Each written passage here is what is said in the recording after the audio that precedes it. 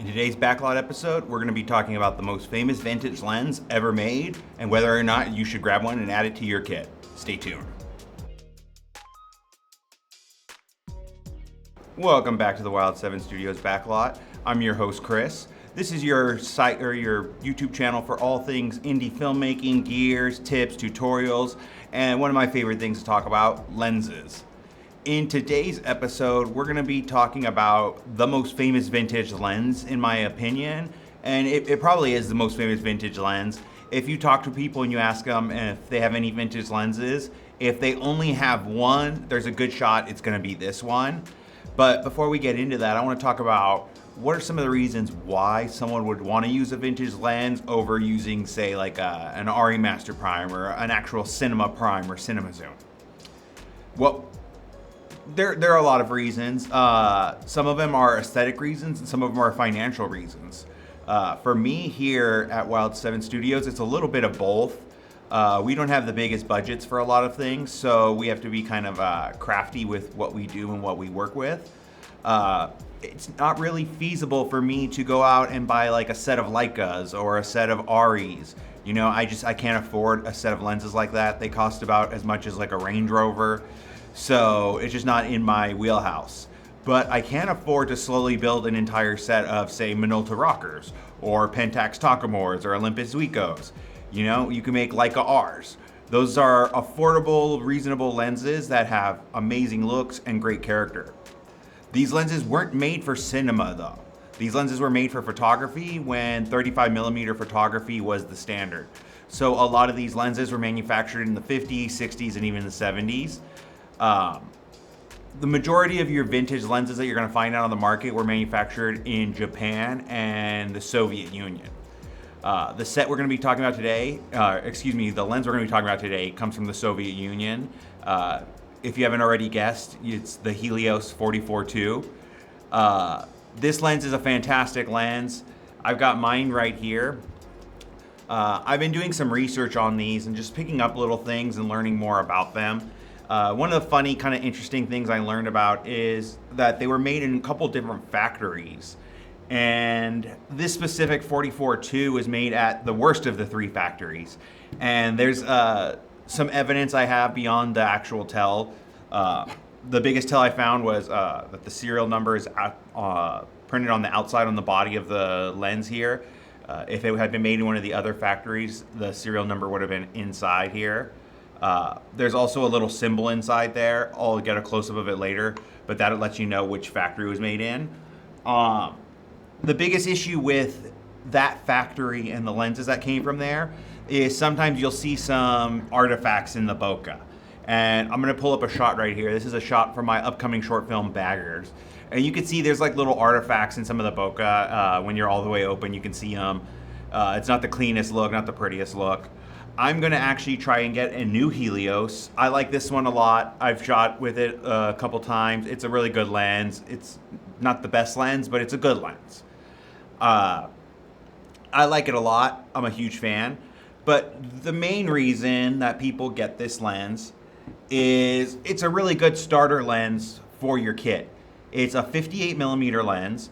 It opens up to f2, and you can get close focus at about 1.5 feet. So it's a really versatile lens for getting close-ups, for getting wide shots. You can do quite a bit with it. And most of them, you can find a really good Helios 44-2 for like $100-150, maybe a little bit more if you want to guarantee that it's in really good shape or that you got a really good one. I'm going to list a couple of links below in the description, a couple of YouTube videos I've seen, specifically one from the channel, this gentleman Simon Utack in the Great Britain. He is really fantastic. I believe he's a photographer. He has some really great resources on there. And he breaks down the Helios lenses, the differences in between them. So I'm gonna link that video so you can figure out which one you want exactly. But overall, more than anything, this video today is to just talk about why people would want vintage lenses, what this specific vintage lens does, and then we're gonna show you some footage from it. When people bring up the Helios 44-2, the number one thing that they think of with it is swirly bokeh. That's the characteristic that makes this lens so unique, is that around the edges, the bokeh begins to swirl. It looks almost anamorphic. I don't want to say it looks anamorphic because it doesn't quite look anamorphic. If you know what anamorphic looks like, you can spot the difference really fast. But it's a unique look, and it's a really cool look for your close-ups, and it really makes shots kind of pop out. Is it for every situation? No, I really don't think so. Sometimes it's a little too much, you know? Sometimes the swirl it's like kind of saying like, look at me. And sometimes your cinematography, like your editing, shouldn't be noticed. It should be part of the story and people should be immersed, and they shouldn't say, oh wow, look at that great shot, like, look at that crane shot they did. If they're doing that in the middle of the movie, your storytelling isn't really great. So that's something to be a little bit aware of.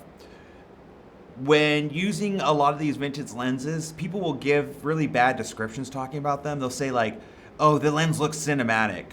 That's not a great thing to say at all. What the hell does that mean? I mean, cinematic is such a relative term. That's like going to a restaurant and saying, oh, the food here is culinary. You know, it doesn't really make a lot of sense.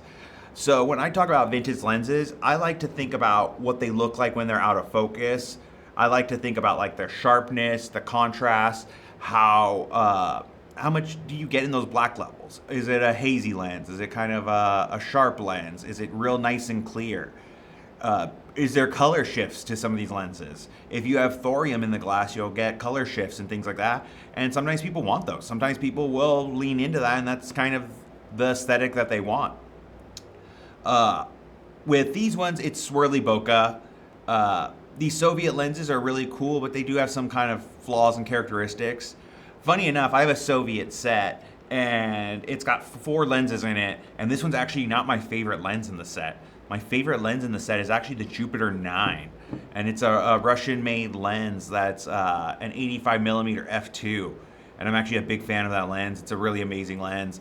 I'll probably do a video on that one pretty soon. I'm gonna start doing some videos on specific lenses to show you some test footage of them, break them down, just kind of give a little bit of love to some specific lenses. But for today, we're gonna be talking about this Helios 44-2, the most famous vintage lens out there. So, going back to the swirly bokeh, we talked about that. One of the other things, just to go a little off topic, talking about some other vintage lenses, the out of focus is a really good way to describe what the lenses are doing. You know, when a lens is sharp, focus is focus. But one of the reasons you would choose one lens over another is how they look out of focus. The Helios 44-2 specifically out of focus does swirly bokeh. That's its thing. It's known for that swirliness. I have a couple other lenses, like the Minolta rockers. I'm actually a bigger fan of those because out of focus, especially like the Hawkeye, it looks like a water painting. And it almost looks like a smudge kind of smear oil painting. So I kind of like to describe my lenses like that and false like that. Another set of vintage lenses, a German set, the Meyer-Gorlitz sets. There's like the Meyer-Gorlitz, I think it's called the Trilopan or Triplopan. That's like a 100mm lens. The bokeh on that looks like bubbles. And it's a really unique kind of a dreamy, very kind of fun lens. It's not for everything as well. It's definitely an aesthetic choice for certain things. But if you wanted bubbly bokeh, that's a lens you can go for. So these are why people would choose vintage lenses. These are some of the reasons they would go for them. But now back to the Helios 44-2. There's a good chance if anyone has a vintage lens, it's gonna be this bad boy. It's really the most popular out there by a mile. And I think a large part of it was because just so many of them were manufactured, so many of them were made. There's a lot of them out on the market. There's not like a lot of other Helios lenses. I believe there's an 85mm Helios. That's kind of rare. Places like Iron Glass will rehouse them, but there's just not a lot of them out there. So it's kind of a popular lens in that I think people don't feel the need to build an entire set. You could just get the one Helios and be fine. We've talked about Greg Fraser, who famously uses Helios, and his, I believe, was rehoused by Iron Glass. So there are certain cinematographers who like to have this in their kit. When I shot Baggers, we shot baggers run and gun on the streets of downtown LA, and I shot the majority of the film using G Master zoom lenses just for the autofocus. I didn't have a first AC who could pull focus for me during the shoot, so I wanted to just rely on autofocus. And for close-ups and certain shots, I went with the Helios 44. That was my go-to punch-in lens. So if I needed a close-up for to really kind of pop out or really kind of let the audience know, hey, you need to look now, this is the lens I went for. So let's take a look at some of the footage. I went around the studio here in downtown LA. It's a hot summer day. And I just shot a bunch of footage around the studio. I shot it mostly in slow motion, just so you can get a feel of what this lens looks like, how sharp it is, its color renditions, all that good stuff. So take a look.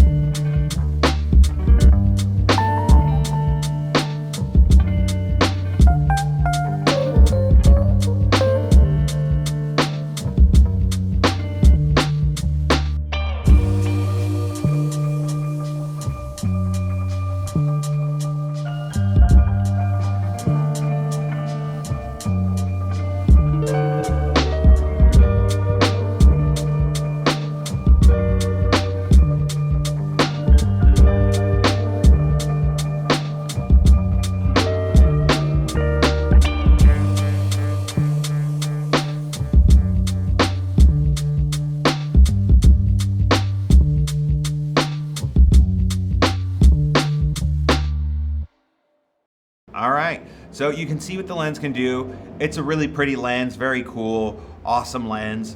Now I'm gonna get to a little bit of a hot take. This is opinion time.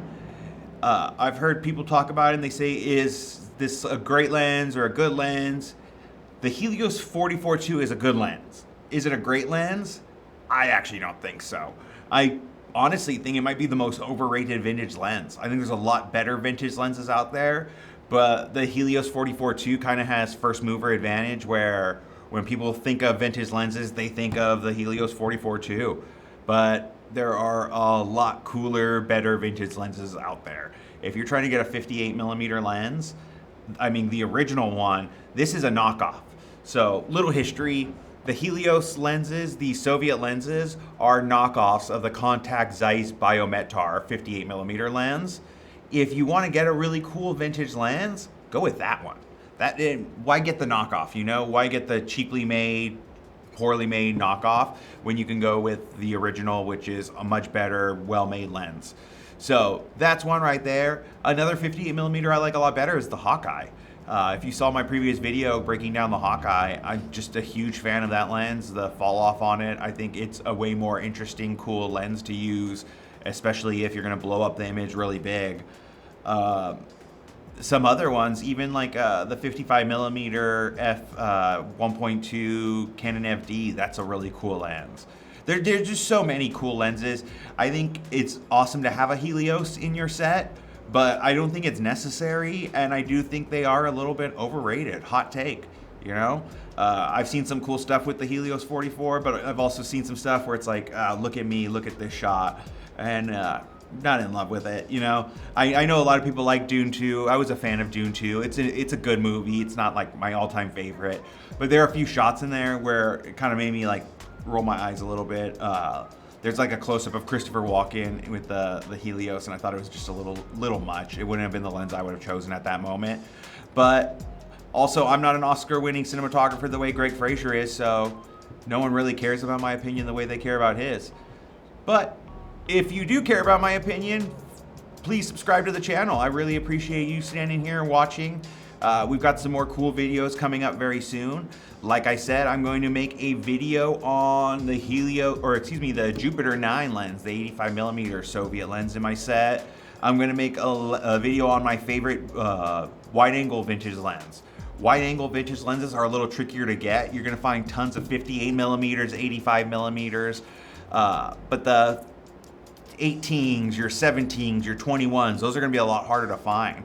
So I'm gonna make a video in the next couple weeks on my absolute favorite wide-angle vintage lens and some more. We're gonna have an update on our Zoom video.